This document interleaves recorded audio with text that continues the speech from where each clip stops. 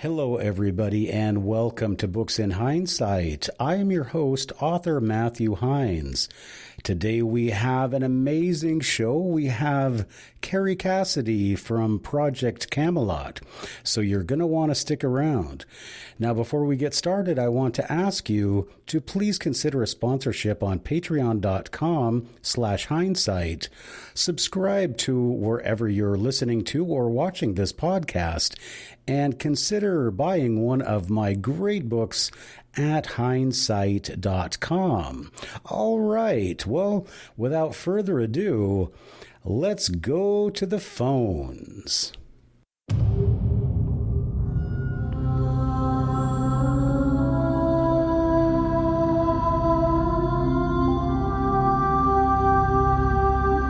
Welcome to Books in Heinessight, the only podcast where hindsight is always 2020. And we explore the great books, works, and ideas of the century.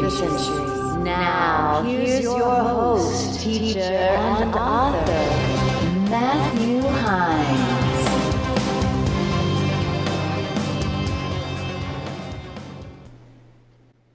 Okay. Going live. I'm testing. Okay, I'm good.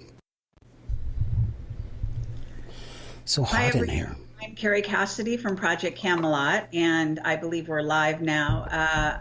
I'm actually going to be interviewed by Matthew Heines, who approached me a couple weeks ago to interview me on this day. So we're going to talk about some of the controversy going on behind the scenes at a certain point, but this is his interview of me, and I'm just simulcasting this on my channel to help him out to get some viewers in the initial stages here. So I'm going to switch the screen over to him, so bear with me here. And Matthew, take it away. All right. Well, thank you, Kerry. Hello, everybody, and welcome back to Books in Heinessight. This is the podcast for authors, publishers, and anybody who loves books. Now, there are very few people in the world today that have launched or been responsible for more book sales than the woman we have on our screen right now, and that is Kerry Cassidy of Project Camelot. Welcome to Books in Heinessight, Kerry. Thank you. Appreciate it. All right. So before we get started, I just want to remind everybody that this podcast will be available on Kerry's Facebook channel, I believe.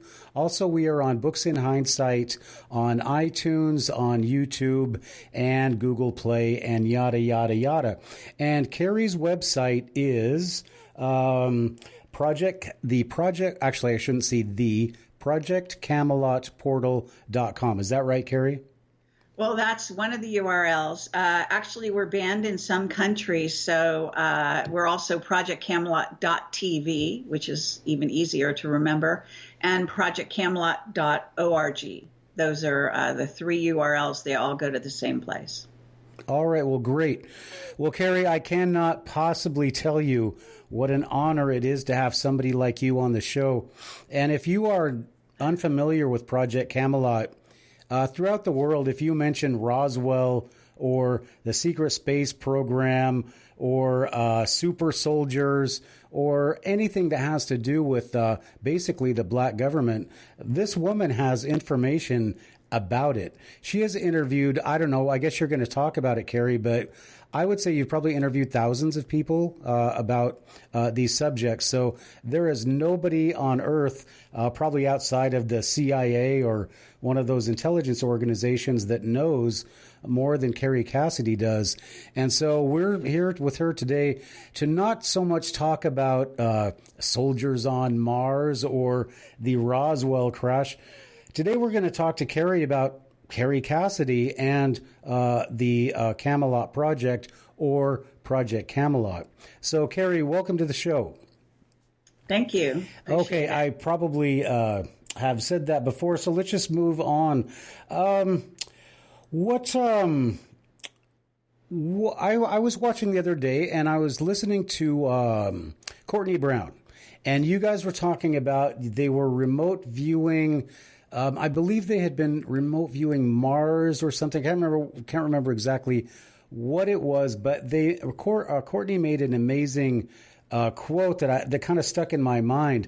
Or actually, yeah, he said that you were doing it back in the day, or actually you said you were doing it back in the day in another interview. Courtney said that you've been doing it for so long and people have been doing it and they're not doing it anymore, but you've managed to stick around throughout the years.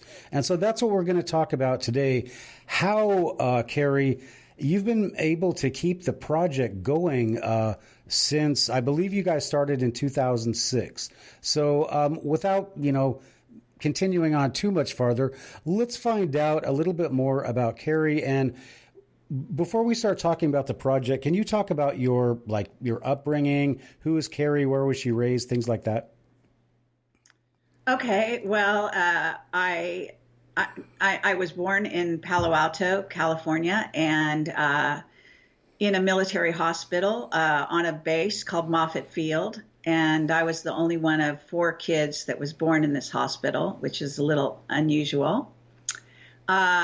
Actually, I want to say that this top I'm wearing is the one I wore to the prison. And I actually had a tank top under it, so it was even more opaque than it is right now, but it's pure black and you can't see a damn thing. So I just want to say that because people are, there's a guy out there called Jeff Reed who's lying about what I wore to the prison. I don't know why he's doing that, but people like to lie about me for some reason.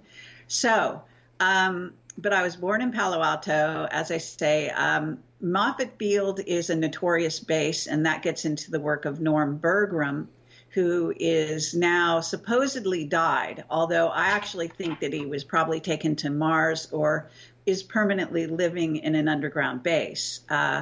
However, he was, I think it was 93 when I interviewed him, and he talked about working underground under Moffett Field. And it's interesting because you don't see it, but I have a sort of pronounced birthmark on my right shoulder.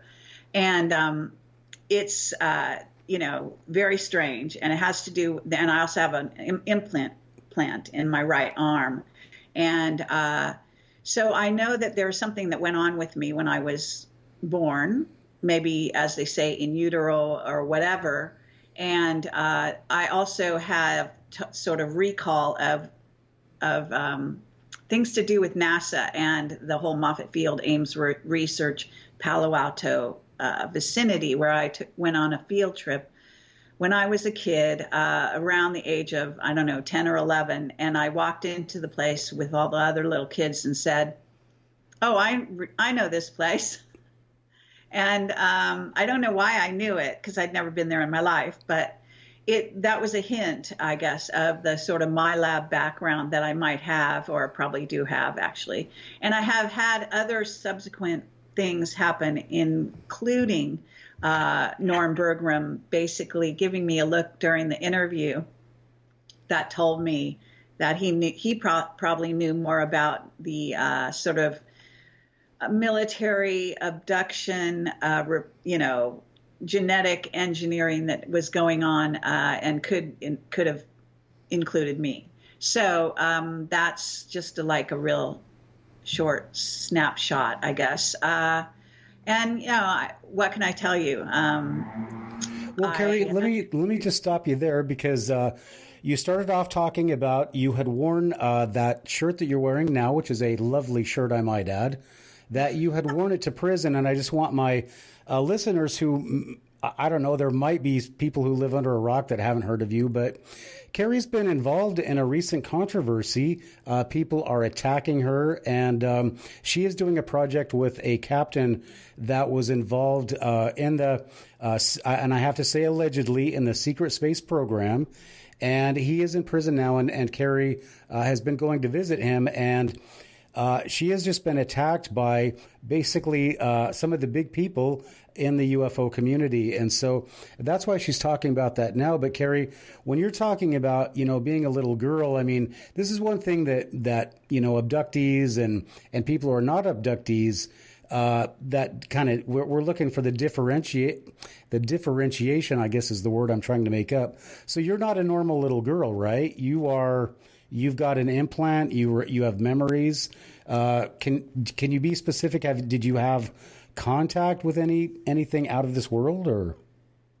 Well, I have. When I was a kid, I was having a recurring nightmare in which there was a man standing at the end of this path that didn't really exist out the front door of our house at the time, but this is how I, for some reason in my dream vision, saw it. And I would walk towards this gate that had a picket fence, and there was no picket fence in our front yard, but nonetheless, in my dream, I was walking towards a picket fence. There was a gate, and on the other side of the gate was a man with a top hat and an overcoat. And you might say, I don't know if that's maybe a man in black, whatever kind of thing.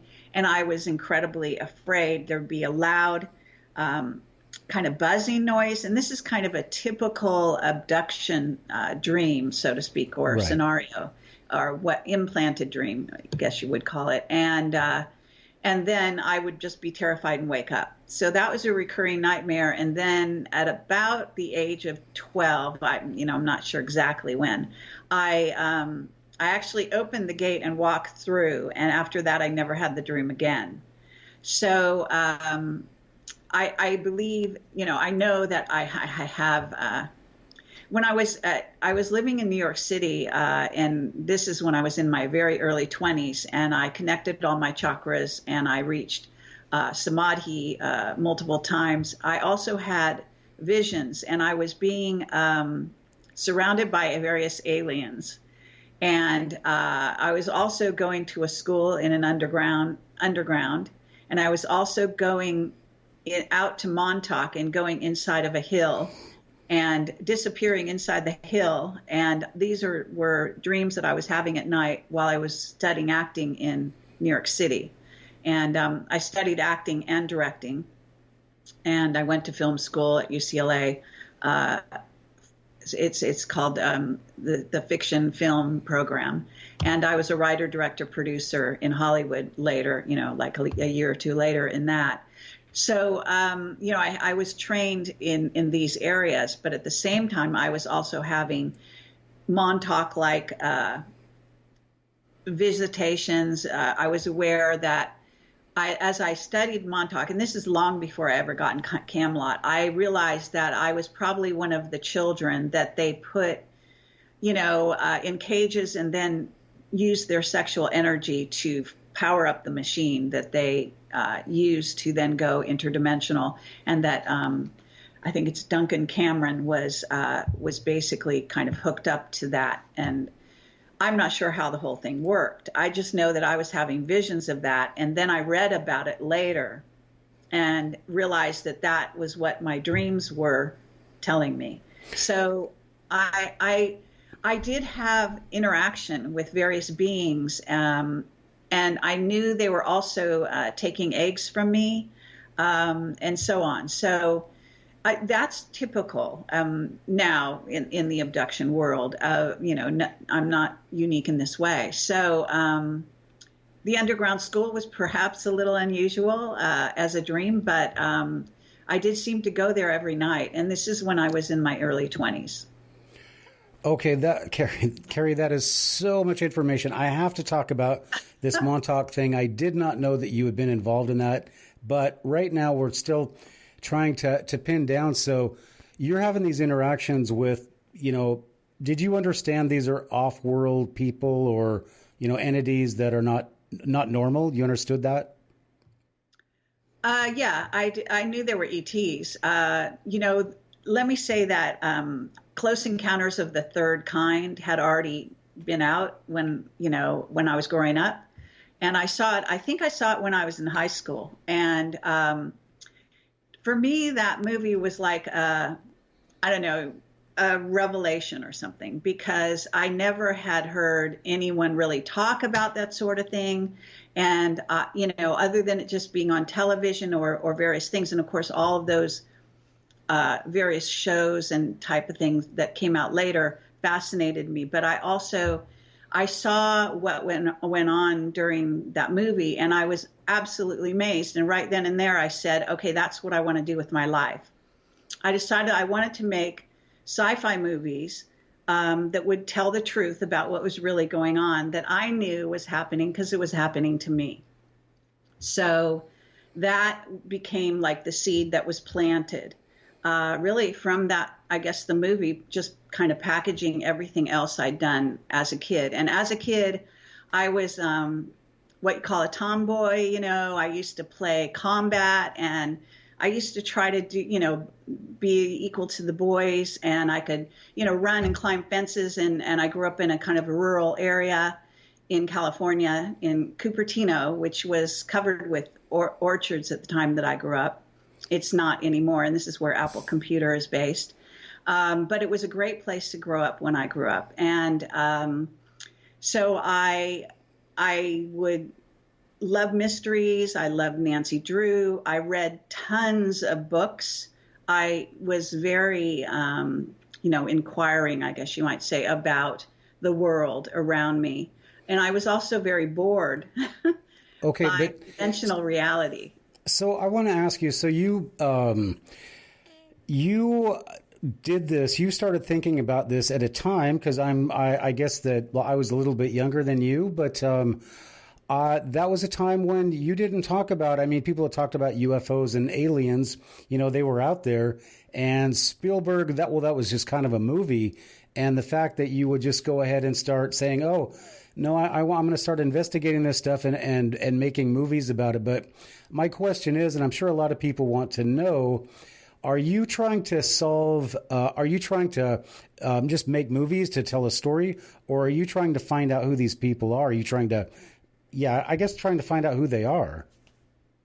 Well, I think that answer is obvious. What happened is I did work in Hollywood for 20 years, believe it or not, but I wasn't, because I grew up very independent in Northern California. The philosophy was not sort of join them. I grew up in a family that had this philosophy that was to be independent, stand on your own 2 feet, self-reliance, this sort of thing. So I didn't join the old boys network in Hollywood, even during those 20 years. I've always been a rebel my entire life, and I've always wanted to tell the truth and get the truth out.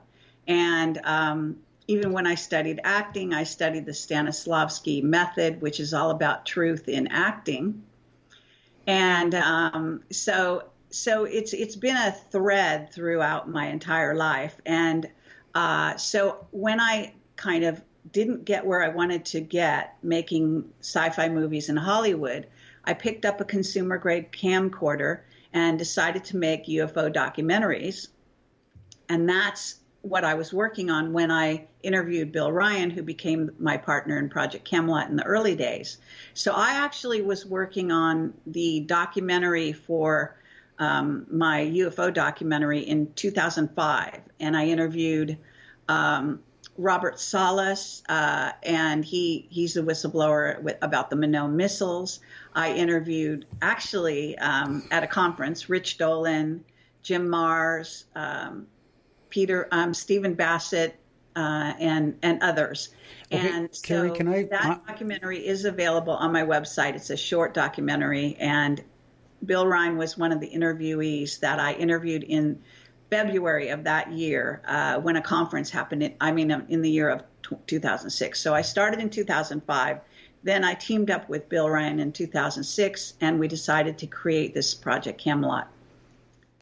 Okay, well, let me, because you're running through every question I have so fast, I'm not going to have anything by the time you finish the next 5 minutes. All right, so we're going to go back to 2006, and we're going to talk about Bill Ryan. So it was, you guys met, and it's a meeting of the minds. You had the camera first, or Bill did? Oh, I did. I had to teach him how to film. Okay, and Bill is Bill's a scientific guy, right? He's got a PhD or something, right? He doesn't have a PhD, okay. But he majored in in college in science. Actually, he was a teacher. He became a teacher after that, okay. For a short while, and then he became an executive coach. and he used to take executives in England into caves underground. And he also grew up in Africa, where he would go on safaris. So one of the things that we did when we started Camelot was to go on safari to get away from everything. And since he could lead the safari, it was just me and him, and we would just pack up a Jeep in Africa and go safaring.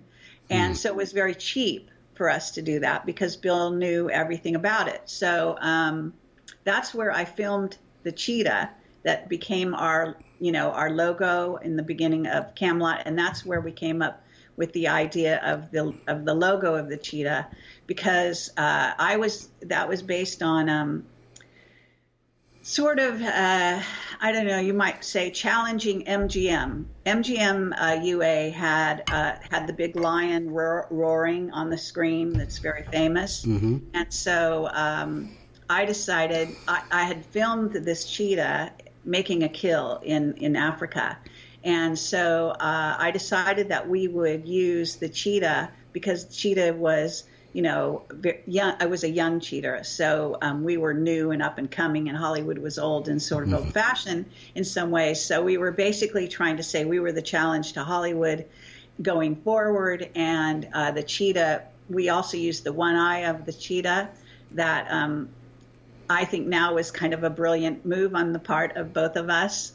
And we designed the logo together, and we never changed it. It's been symbolic of the one eye, the eye on the pyramid, because we knew we were going to be challenging the Illuminati, and so that's why we used the cheetah. And then I was working on becoming a rock and roll singer at one point, and I married a musician, and we wrote songs together, and his name is Rick Katz, and he's credited on the Jaguar song on Project Camelot. You might have noticed his name in the credits. He's my ex-husband. We were only married for a year, and we basically wrote rock songs together, and I sang them. And so Jaguar is one of those songs, and Bill heard the song and liked it so much that he decided that we should use it for the theme song for Camelot. It is interesting because even though we used a cheetah for our image, the song is talking about a jaguar, but it's a reference. It's a poem I wrote, and so I wrote the lyrics and I sing it, and I helped program the instruments and everything with Rick, who's a wonderful musician, and he's a singer-songwriter in his own right, and lives in Nashville. But at any rate, back then, I was writing about this. I wrote those lyrics in New York City years before, when I was being abducted and going into the underground base and so on and so forth. And I was talking, it was the metaphor for the jaguar that goes interdimensional.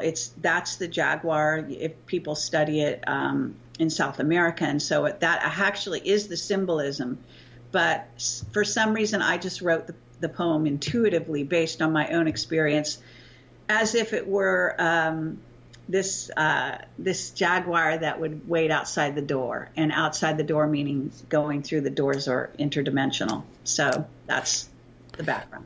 Okay, well that's amazing. And then of course, that history on the project and the jaguar and the cheetah. If you don't know, the jaguar is from the South American continent. Cheetah is from Africa, where Kerry and Bill were out on safari. So that's what I wanted to get into next. Is you decided, well, we're going to go around and interview people. So how did that work? I mean, you talked about you interviewed Richard Dolan. And you basically went to a UFO conference, right? So those were your first interviews? Yeah, that was one of my very first interviews. Okay. And you didn't go track down CIA guys yet. So when did those guys start showing up in your I guess your emails or whatever? Well, what happened was when I had met Bill Ryan at this conference, and I interviewed him. And whereas everyone else that interviewed him at the conference, he was speaking about the Serpo project, okay? And this was the UFO I guess it was called back in those days. I can't remember. And it was the Bill Brown, I think is his name. He did the conferences back then. And so at any rate, a lot of people with all kinds of equipment interviewed Bill, and I just came up to him with a consumer grade camcorder and said I'd like to talk to him about what he was representing at the time, which was the Serpo project. So I interviewed him. We hit it off. We went to dinner afterwards, and we said we would just keep in touch as friends. So we did do that, and then eventually my mother had passed away, and I had a small inheritance. I decided to go to this video is freezing all the time, which is unfortunate here at my end. So I'm going to have to take myself off the screen here. So what happened was I went to Egypt with William Henry and Jordan Maxwell, who were leading a trip because I'd always wanted to go to Egypt. And that was my second trip to Egypt because I wanted to go back because I'd actually gone there first with my mother who had passed away.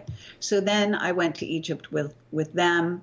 At the time I interviewed Jordan Maxwell, who was not willing to talk about ETs back in those days, but I asked him about ETs, and he made me promise to never publish that interview at the time because he didn't want to ruin his reputation. I mean, it sounds funny nowadays, but this is actually what happened. And so I guess I was already kind of doing Camelot at that time. But then I went to Tintagel in England, where Bill Ryan was basically there to meet me and to show me around to the power places such as Stonehenge. We went to Tintagel. We went to stone circles all over England. And he knew all of those very well, having grown up in England. And so that's where we went to Tintagel, one of the former homes of King Arthur. And we basically decided then and there to put our skill sets together. We both wanted to get the truth out about this subject.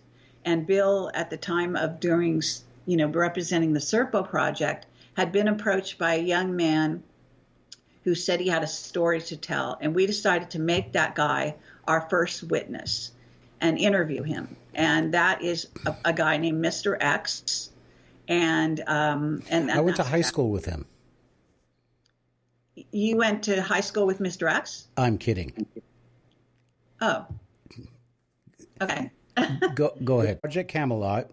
And you went to Egypt, and then you and Bill Ryan kind of met in England, and then things started working out, and you decided you have like the same goals, and so you started working together. Now, you stayed in England to do this, or you came back to the U.S.? Oh, no, I came back to the U.S., and we, agreed to keep in touch. And what happened is we had decided to basically create this project together, and then Bill flew over to L.A., where I was living, and that general area, and that's where we started to create the project literally like a month after we had gone to Tintagel. And I have to say that there was a background, a connection, a very real connection with King Arthur, the legend of King Arthur, and I'm having all kinds of trouble here with this stupid thing.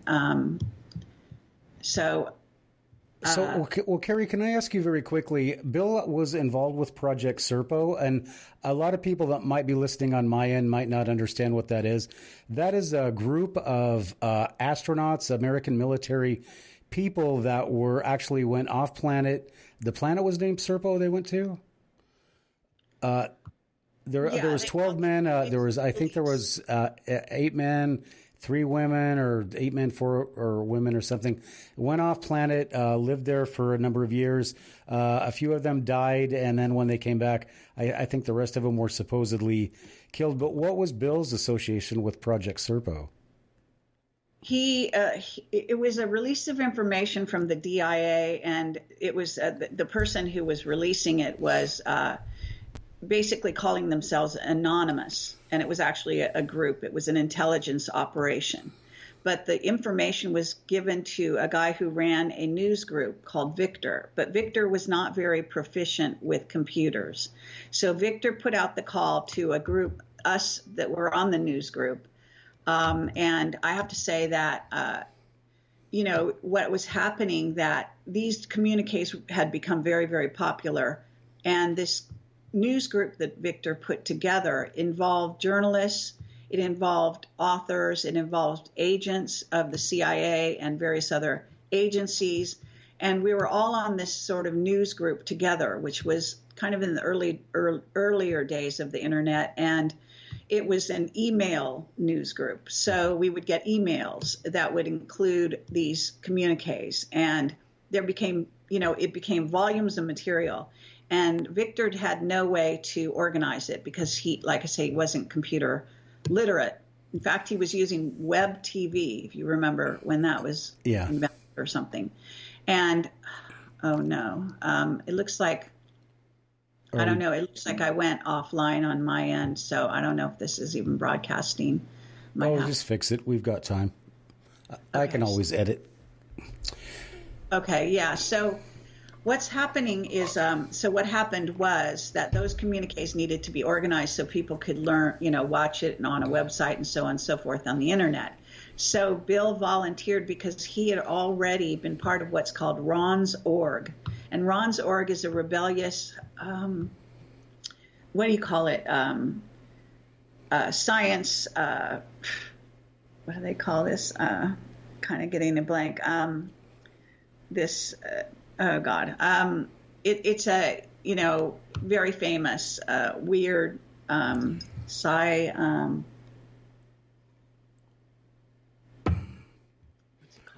okay, it'll come to me. Anyway. Are you talking about what is it? I can't think of it either, but the Scientists of England, that organization?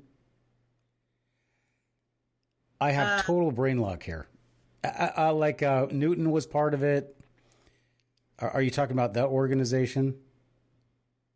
As soon as this is over, I'll remember it. But anyway, that's fine. So he's accepted in this organization, and you're talking about communiques. But what's in the communiques? Is this information from Serpo, or is this just information about the project that's going around? The information. The Royal Society. Is that what you're looking for? No. Scientology, for God's sake. Oh, I was thinking of that. Anybody could think of that. So people think Bill's a Scientologist, which he is, and Ron Zorg has a lot of the Scientology type stuff in it, but he was a rebel. He was part of a rebel organization called Ron Zorg, and for that, as part of his job, he actually put together a gigantic website with this other guy of information that Scientologists didn't want out to the general public. And I don't know how much I'm supposed to say about that, but he knew how to deal with volumes of information. Yeah. Don't say anything about them, the Scientologists here. I don't want to have to deal with those people. Yeah. So, but the fact that he knew how to deal with volumes of information was crucial, because when it came to the Serpo.org releases, he was very good at, he put that all into a website and did a good job. So when I met him, I knew that he could be the webmaster for our project, obviously. In addition, he was also a really good writer. And so that's, and I was a filmmaker. So I taught him filmmaking. And basically we teamed up and started Project Camelot and decided to interview whistleblowers from above top secret. That was actually our plan. And we knew about Stephen Greer a few years earlier, had done some of that and apparently filmed it, but he put it out in a book, and he wouldn't release his films because he wanted it to be Hollywood quality. And one of the things about me is that I studied filmmaking, and I was all about an avant-garde, what I call a guerrilla style filmmaking, and more about actually a director at being an auteur, which means that you basically kind of go out, do what you want. You're not dependent on a studio. You're not dependent on great, lighting and sound and all this stuff. But all I wanted to do was kind of get the truth out, but to do it in sort of, you might say, because MTV was starting back in those days, an MTV guerrilla style, in which we just had this small camera and we basically traveled the world. We didn't even have lights. Okay. Yeah. So we were at the mercy of just going into people's houses or outdoors.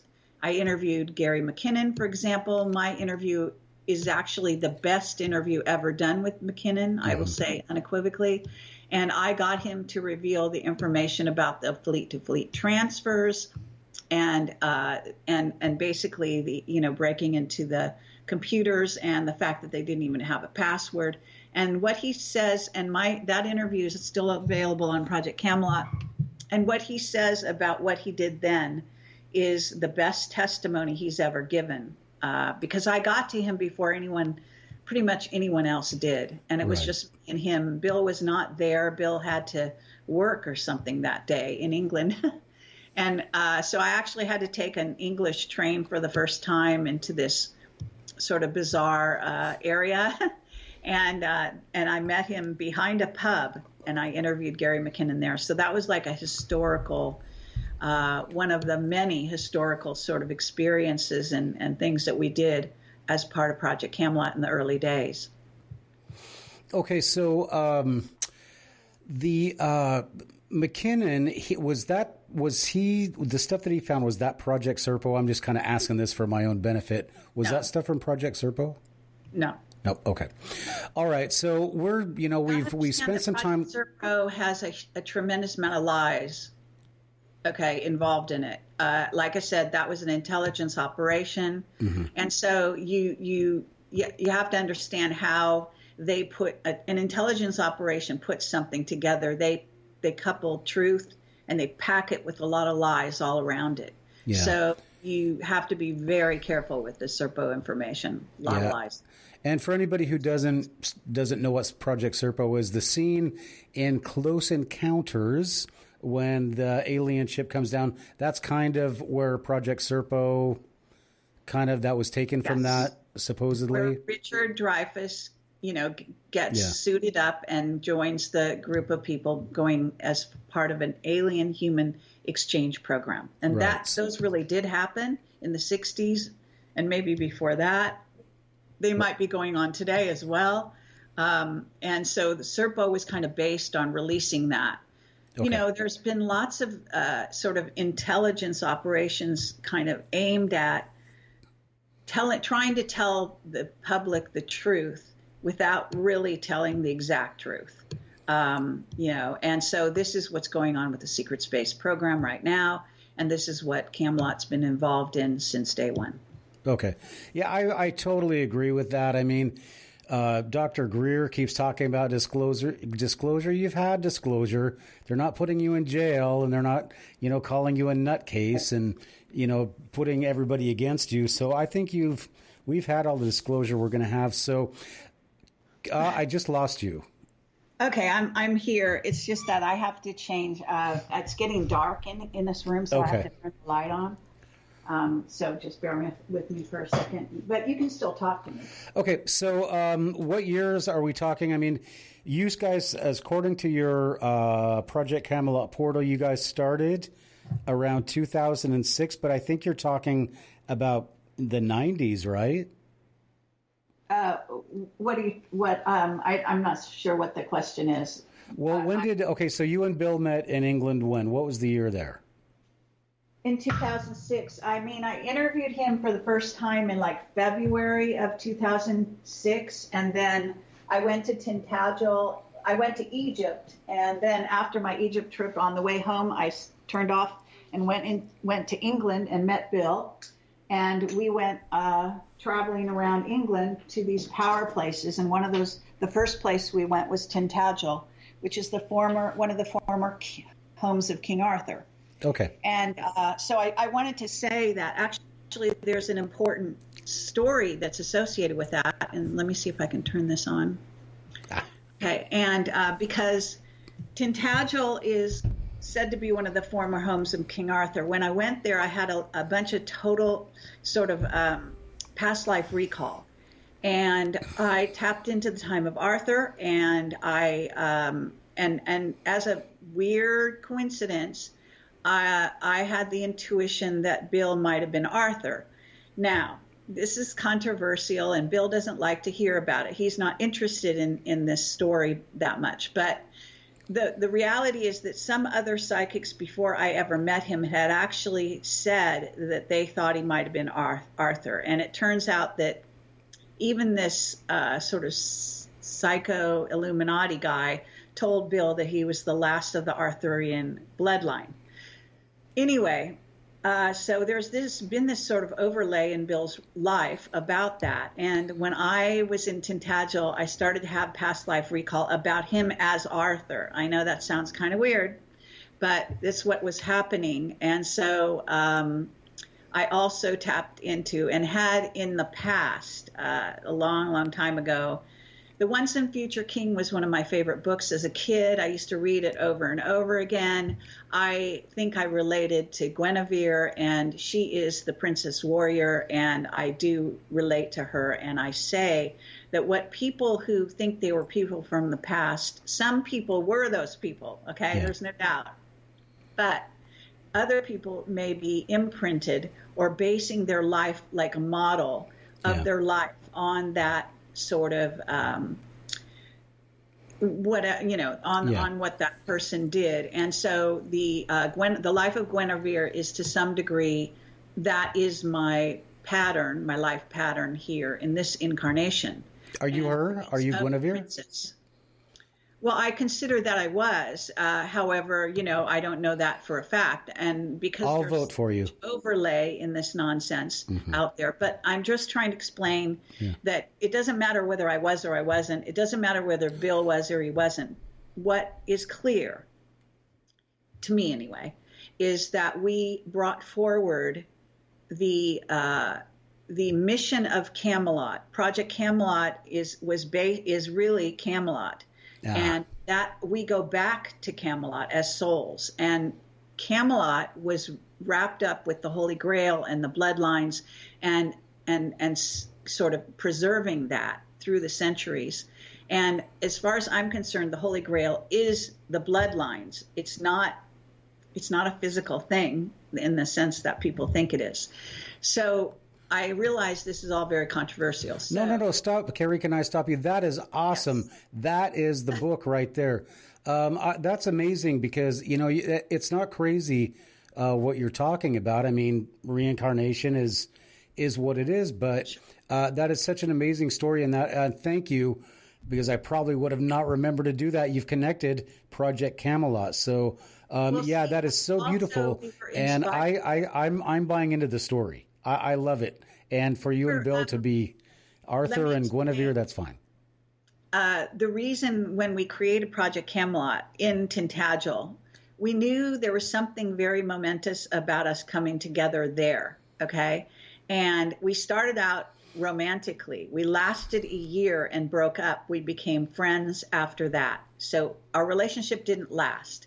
But what we were aware of was there were a lot of ETs around us in Tintagel. Both of us were aware we were being watched. Okay, I know this sounds crazy, and I haven't really talked about this much at all, but we were very aware that there was something very momentous happening, and it was the return of Camelot. And I believe that our key witnesses a lot of them believe they were Knights of the Round Table. They really have told us this. And so what happens is, we are the return of the Camelot Round Table, and that was our mission, was to go worldwide in this life, because we failed in the mission in Camelot back in the day. And there really was a Lancelot, and there was a Lancelot in this life as well. And, it wasn't the same scenario. Bill wasn't ages older than me, and all that like he was back in the day. And by the way, King Arthur was not a very nice guy. Not my memory of him anyway. And I can say that, in other words, what happened is the round table exists now, but it's virtual, and all of the whistleblowers are Knights of the Round Table. And so in this life, there's a sort of a switch up, because Bill kind of failed in the mission in this life, but it was a good thing because I carried it on from there, and this is the era of the return of the female, and I symbolized that. And so what happens is, Bill got caught up in being a judge of our whistleblowers. So our pact with our whistleblowers from the beginning was that we would, of course, never reveal their identity. We would protect them, et cetera, et cetera. What happened is Bill decided that if a whistleblower lied to us and he found out, that he could then release information about them to the public, which was a complete violation of everything we stood for. And so this is what really broke us up. And there were other extenuating circumstances. He had a girlfriend who wanted him to be the lead interviewer and used to tell him behind the scenes, get rid of her, you're the best, all this kind of thing. That's the Fleetwood Mac syndrome. A lot of nonsense that went on in those days when we broke up. But, I have a lot of respect for Bill. He's a very talented, intelligent guy. He just made a big mistake. And, I hope that someday he'll sort of pick up take the sword from the stone again and move forward in a more positive way. In this way, he's continued on Project Avalon. He's doing a great job over there from what I understand. I still don't agree with him on certain things, so we do not work together now. But that's kind of in a nutshell, the background behind Project Camelot. Okay, so can we just give, so Bill is over at Project, so what is his website? I just want to let people know that it's avalon.com? projectavalon.net. Project Avalon. .net. Okay, so projectavalon.net. Okay, so my question would be, Kerry, is that you kind of touched on it there, but I've kind of got the feeling that Bill was kind of more skeptical about some of the people that you were talking to, and then you said that he really, one of your witnesses, he really went against him. So what was the extent that he went against him, the witness? Well, no. I mean, in the early days, we were together for 3 years, and Camelot has been in operation for 13 years. Yeah. So I've been working for the last 10 years without him. Yeah. However, in the first 3 years, we agreed in the first, let's say, year and a half to 2 years on most everyone we interviewed. Mm-hmm. And as a two-people team, that's kind of crucial, right? So then what happened was we started to veer in different directions, and he became more of what you call a prepper. He was sort of interested in going into the wilds, which he ended up doing. He lives in Ecuador in the mountains and preparing for some, kind of diabolical future. And I was really not about that because I have a philosophy of life that is a lot more like I see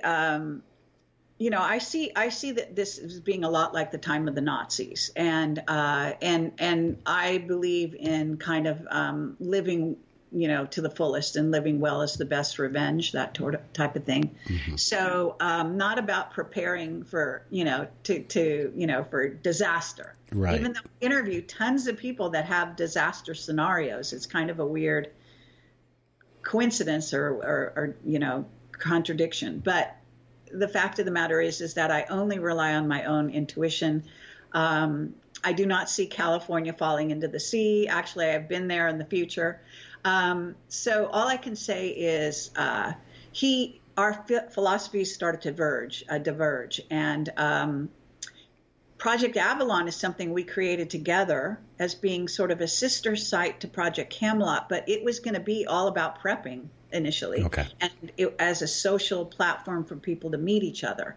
Well, it did become a social kind of platform in a way, but what it never actualized that fully was the prepper side. So instead, it just became a forum where people would discuss in great depth all the various topics in the UFO sector, so to speak, and it's still thriving today. And Bill and I philosophically disagreed on how to run a forum.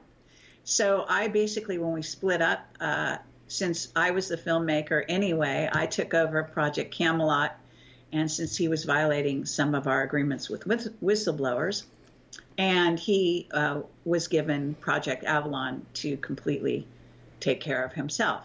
Okay. So that's what happened during that time. But we did disagree on various witnesses going forward and on various whistleblowers. Right. Okay. And we still do. Yeah, and that's totally understandable, and that's obviously an editorial decision that you have to make. And I'm going to ask you about that a little bit later if we can get into, I have so many questions to ask you, Kerry, but all right, so can you just tell me Project Camelot up until you guys split, success or failure? Oh, huge success. I mean, it still is. We interviewed the best people. We hit the scene at a very interesting juncture. Now basically everyone's doing what we're doing. We started a revolution, in essence. Back in the day, we were very unusual because we took a camcorder and traveled the world with it. We literally went to the whistleblowers' homes or near their homes and interviewed them, put a camera in front of their face, asked them the good questions.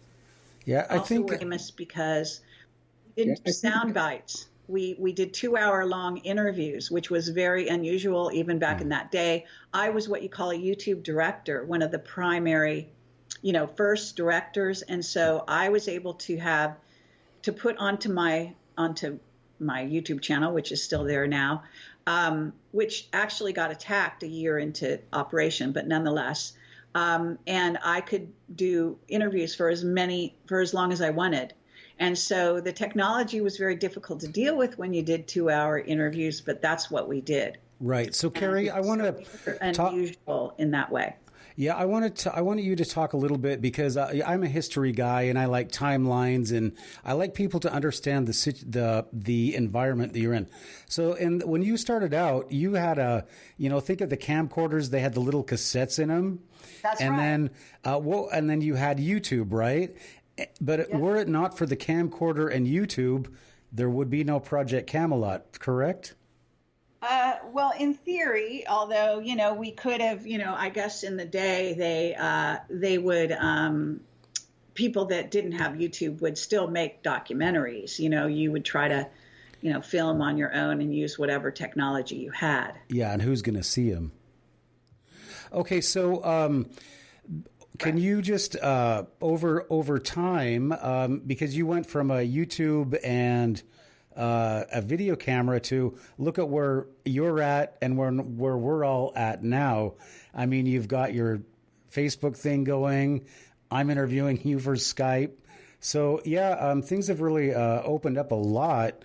So can you talk about, I'm just going to incorporate this into it's actually two questions, but tell us about your day. I mean, how many episodes do you upload a week? What's your schedule like? You don't want to miss Kerry's exciting answer on part 2 of a 3-part series, The Project with Kerry Cassidy. Next on Books in Heinessight.